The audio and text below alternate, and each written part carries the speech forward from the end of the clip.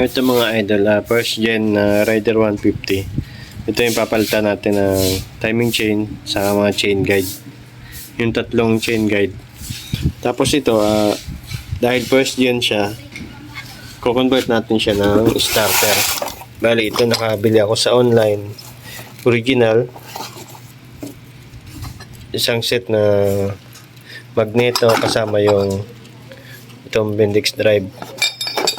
Kompleto yan, tornilyo, may kunya, tapos yung pin, tapos yung spacer. Sa halagang 4,700, meron ka ng original. Kasi pag bibili ka nito sa Suzuki mismo, ito pa lang starter pala nasa 6,000. Tapos ito pang sa may magneto, Bendix, sa may gear, abutin ng 10,000. Dito nakatipid ka na.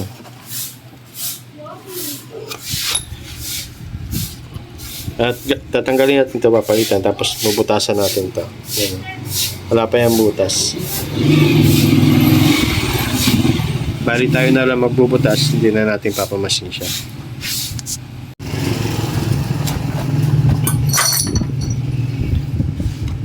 Ito gagamitan natin yan ng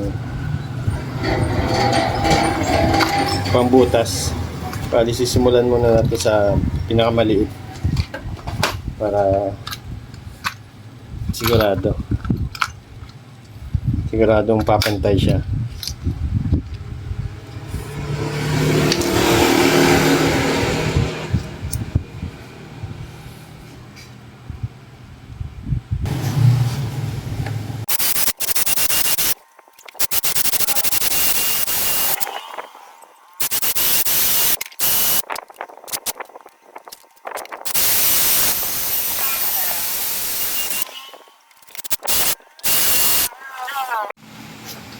Ito na mga idol, ipasok na natin yung starter motor.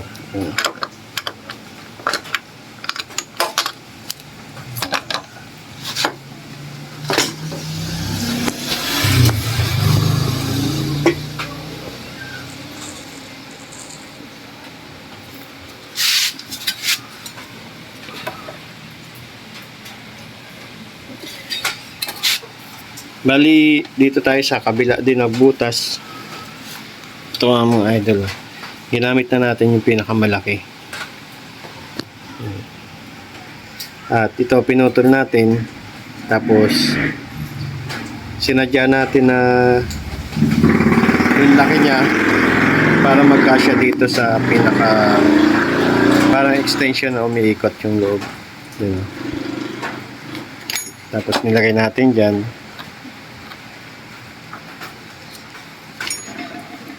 Tapos dito sa extension na to.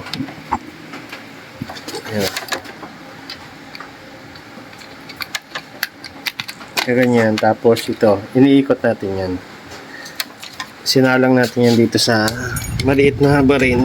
Ito sa natin, cordless. Pahirapan pero ito okay na. Papansin nyo. Ang saktuhan lang. Tapos para hindi magtagas yung langis, 'di ba? May naman 'yan. May o-ring. Lalagyan na lang natin ng pandikit. Beta grade para hindi tumagas yung langis dito sa atin. At yan, pwede na nating i-testing yan mamaya.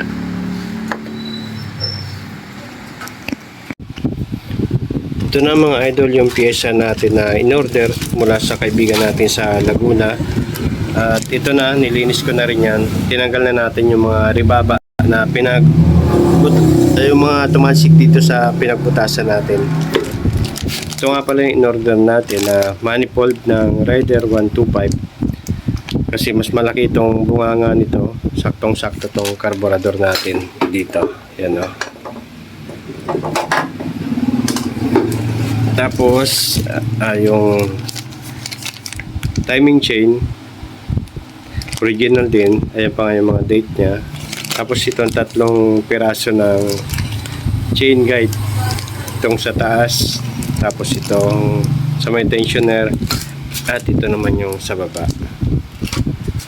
Tapos ito, nagpasabay na rin tayo ng original talaga na valve seal. Hindi ito yung Shopee made na valve seal. At may date pa yan mga idol. Bali, kakabit na natin yan para matesting na natin yung starter nya. Kung obra ba yung ginawa natin. Bali, rirektahan muna natin yan tapos saka natin siya wawiringan. At dito natin kakabit yun sa switch nya. Yan. Dito sa kabila.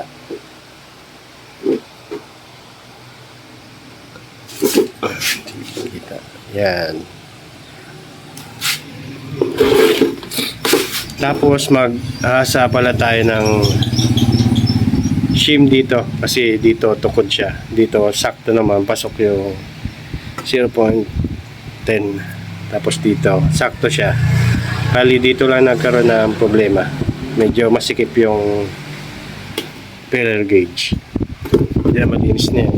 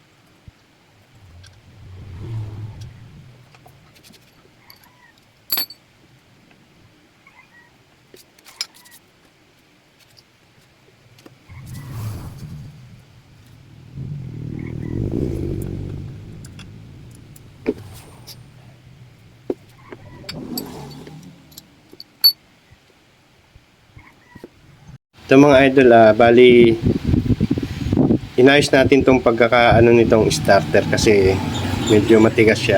Pero ngayon smooth na yan. Kahit tanggalin mo tong pinaka gear nya, kabit na. Tapos babalik mo. Pag pinasok mo tong pinaka pin, pasok na siya.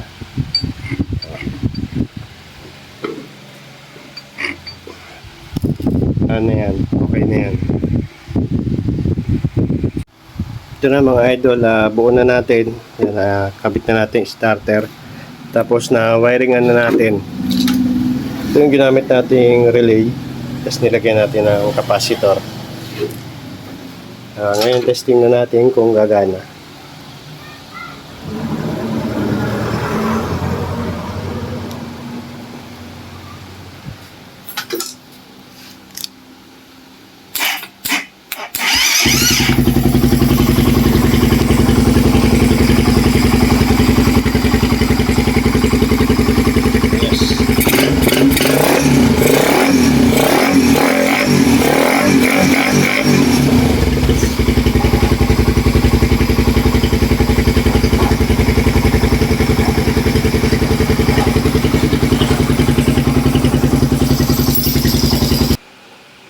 Ngayon, ulitin natin.